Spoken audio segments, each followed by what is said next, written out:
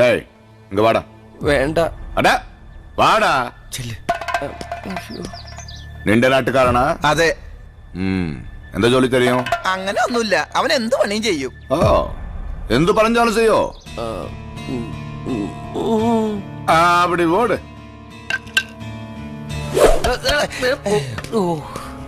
ഈ പാസി നിന്റെ കൂട്ടുകാരനല്ലേ? അതെ. അവനാട്. ഏ അവനാടറാ. ശരിക്കും അടി. അങ്ങനെ ചെയ്താലും എനിക്ക് ഇവിടെ ജോലി കിട്ടൂ. അടാ അവനെ.